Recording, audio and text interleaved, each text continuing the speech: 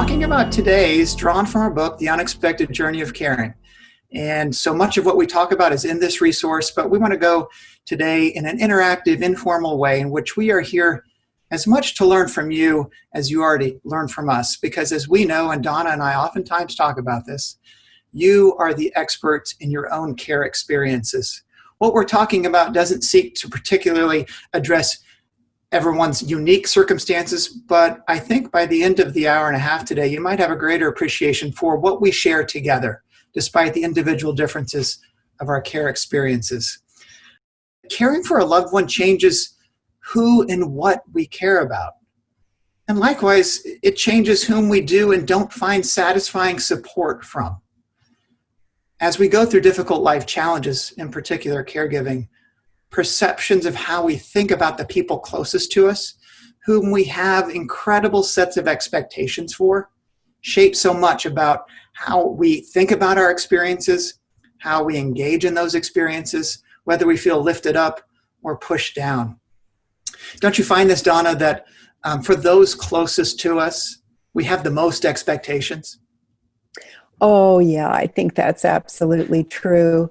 And I think, something you and I talk about very often is this idea that the person we were before we began to care for someone is represents a type of operating system for going through life, an operating system of values and expectations of people who are closest to us.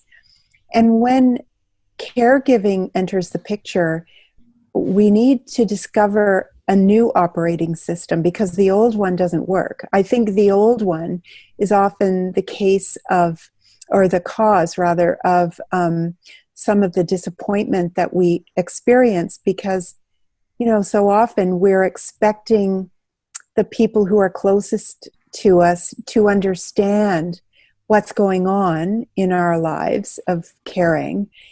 And that's very difficult because oftentimes we don't even understand it. It feels like chaos, right? So, yeah, this notion that what we're talking about today is almost, very rarely talked about, right? On the idea that somehow our family and friends may not be all that we need. It's not talked about because we are taught and we know that our family and friends are our first line of social support. They're the people that we go to first, and more likely than not, they're the people who will be with us the longest. But there is something about this caregiving experience, and we often talk about this as the idea that for many of us today, maybe ask yourself this question: when did you see yourself as a caregiver? Because this caregiver identity is one that oftentimes we don't want. It doesn't get us anywhere. We see ourselves in the lens of our pre-existing relationship title. We don't see ourselves as a caregiver. We see ourselves as a spouse, as a son, as a daughter, as a mother, as a father, as a friend, whatever that pre-existing relationship is.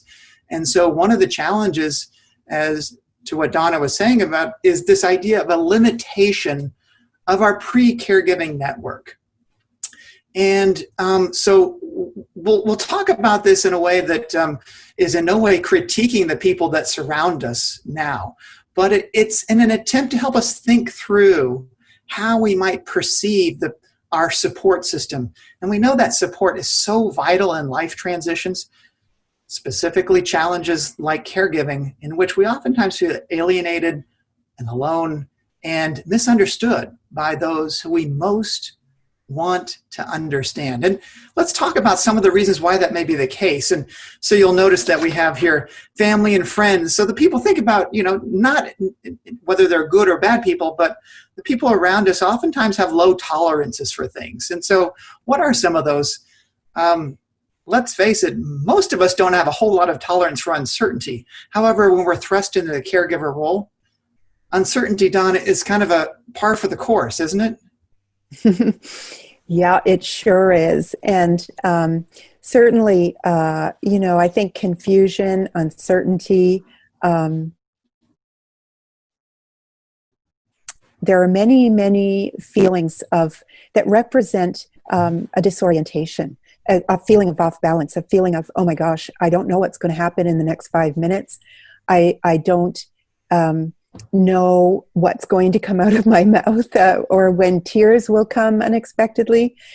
Um, Zachary, we often talk about this, that our life is like a pie, and that caring for the people in our lives, maybe children, even pets, is caring for others is a slice of that pie. And then there's work and family and fun and hobbies or whatever else is in your life.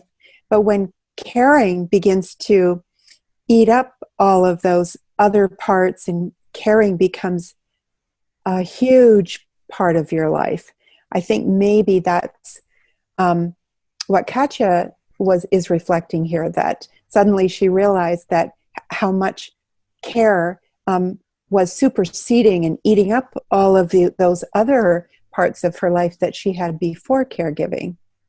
It is an all-consuming identity. It's hard to explain to other people that caring for someone that you were in a pre-existing relationship with, inevitably, as you say, Donna, becomes ever encroaching, and it kind of usurps other parts of your lives in ways that you cannot predict. And so while people outside of this webinar today might think about the future in different ways than we do, they talk about the future with certainty.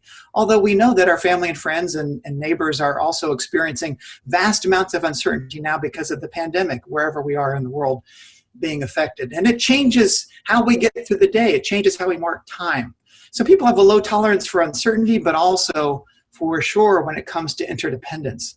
No doubt the pandemic has also situated us generally to think about this, but caregivers, we know this, do we not? That we know that our loved ones and how they're feeling and what's going on in their minds and their lives and their physical capacities shapes us. We hear them, we see them. We know that our dreams cannot be separated from their dreams, that there's a real level of acute we-ness in the care experience, isn't there, Donna? Oh, absolutely. And it's so interesting because, I still use the words, we were in the hospital. We had surgery. And when I think about that, it's interesting. Bonnie is saying here in the chat box, many of us see ourselves as parents to our children with developmental disabilities for life. We do not always think of ourselves as caregivers. And I think it's very complicated to pick apart how and when can I be a mom? And what am I doing the rest of the time when I'm doing tube feeds and suctioning and all of that?